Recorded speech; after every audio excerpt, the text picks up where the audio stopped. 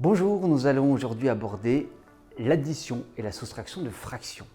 Thème essentiel en début de collège, ces techniques seront utiles, voire indispensables pour la fin de collège et le lycée. Cette vidéo fait partie d'une série de vidéos sur des notions mathématiques, donc n'hésitez pas à vous abonner à notre chaîne.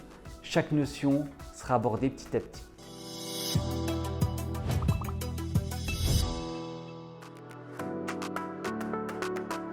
Tout d'abord, nous devons rappeler ce qu'est une fraction. Une fraction s'écrit A sur B. Le haut de la fraction, petit a, on va l'appeler numérateur. Le bas de la fraction, petit b, on va l'appeler dénominateur. Petit moyen mémotechnique, qui vaut ce qui vaut. Dénominateur, descendre. Numérateur, nuage, il est en hauteur.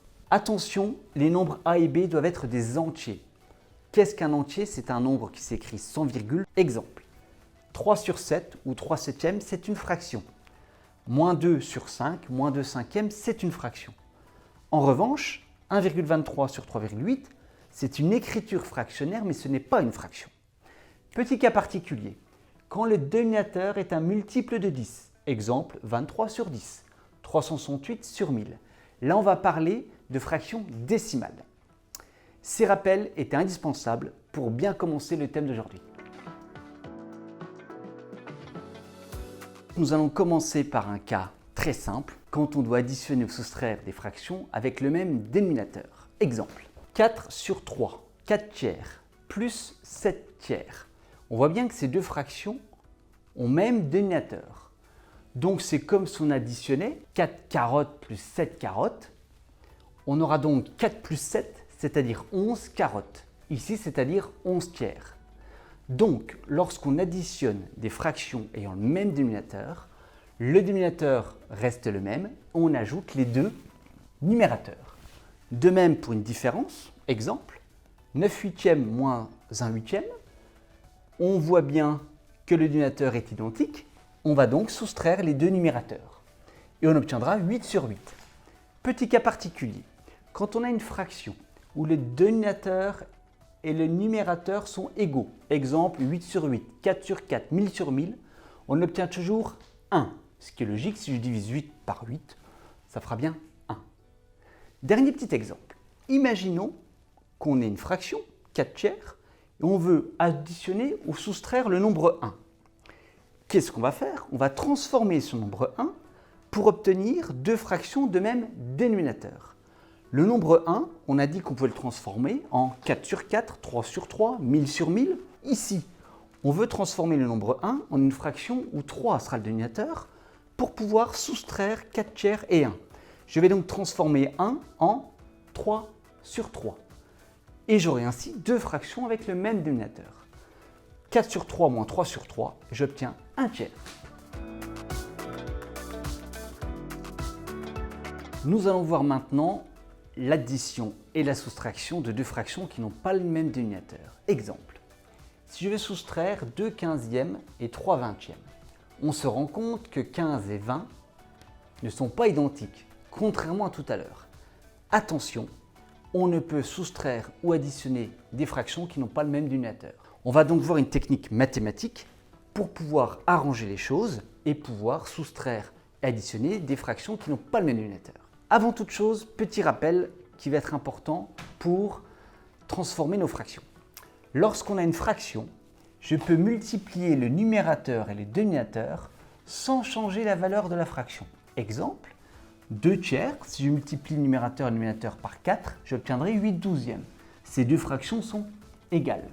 De même, 1 cinquième est égal à 3 quinzièmes. Ces deux fractions ont la même valeur.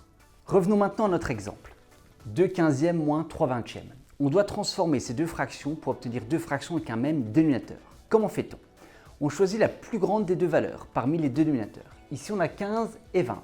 La plus grande valeur est 20. Je vais écrire les multiples de 20. 20, 40, 60, etc. Et à chaque fois, je vais me dire, est-ce que ce multiple est divisible par 15? Est-ce que c'est aussi un multiple de 15? Et je vais choisir le plus petit multiple de 20 qui est aussi un multiple de 15. Exemple, est-ce que 20 est multiple de 15? Non. 15 fois quelque chose égale 20, ce n'est pas possible. 20 plus 20, 40. Est-ce que 40 est multiple de 15? Non plus. puisque 15 fois quelque chose égale 40, ce n'est pas possible.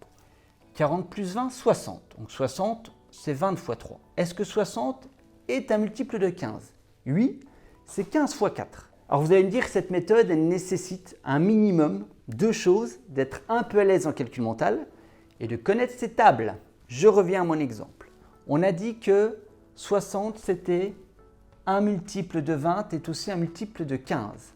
Qu'est-ce qu'on va faire? On va dire que cette fraction, 20 pour aller à 60, on a dit que c'était 20 fois 3, mais quand on multiplie le numérateur et le dénominateur par 3, il faut multiplier aussi l'autre par 3. Je vais donc multiplier par 3 le numérateur et le dénominateur de cette fraction. Cette fraction de 15 pour aller à 60, on multiplie par 4. Je vais donc multiplier par 4 le numérateur et le dénominateur de cette fraction de 15e. Qu'est-ce qu'on va obtenir? Si le job a été bien fait, on doit obtenir deux fractions avec le même dénominateur. Là, j'aurai bien 8 sur 60 et là, j'aurai 9 sur 60. Et j'obtiens bien deux fractions qui ont le même dénominateur. On retrouve le cas de tout à l'heure. J'ai plus qu'à soustraire les deux numérateurs. 8 moins 9, ça fait moins 1. Et j'obtiens donc moins 1 sur 60. Nous allons terminer cette vidéo avec deux exemples. Tout d'abord, 1 tiers plus 2 neuvièmes. Qu'est-ce qu'on a vu précédemment? Ces deux fractions n'ont pas le même dénominateur, donc je ne peux pas les additionner en l'état. Je dois prendre le plus grand nombre, ici c'est 9, le plus grand des dénominateurs, et regarder quel est le multiple de 9, qui va être aussi multiple de 3. Mais ici on a un cas particulier, puisque 9 est déjà multiple de 3. 9, c'est 3 fois 3. On va juste donc multiplier par 3 le numérateur et le dénominateur de cette fraction. On obtiendra donc 1 fois 3, ça fait 3. 3 fois 3, ça fait 9. Donc 1 tiers, je le transforme en 3 neuvièmes. 3 neuvièmes plus 2 neuvièmes, l'objectif est atteint, on a bien le même dénominateur. J'ai plus qu'à additionner les deux numérateurs pour obtenir 5 neuvièmes. Au niveau du dernier exemple, on a vu tout à l'heure que quand on avait une fraction plus ou moins 1, on avait transformé tout à l'heure 1 en 3 tiers. Pourquoi? Parce qu'on additionnait 1 avec une fraction dont le dénominateur était 3. D'où ça vient?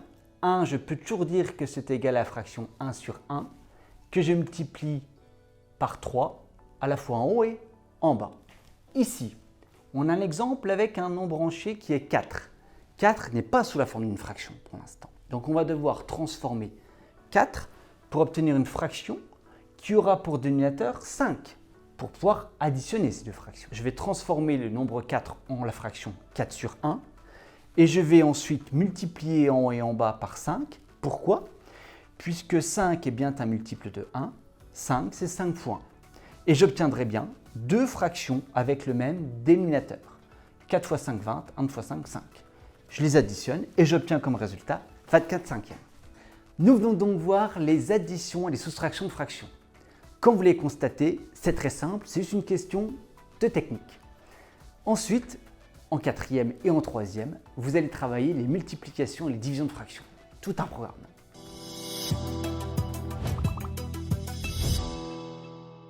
Pour d'autres conseils sur tous les thèmes liés à la scolarité, abonnez-vous à notre chaîne YouTube.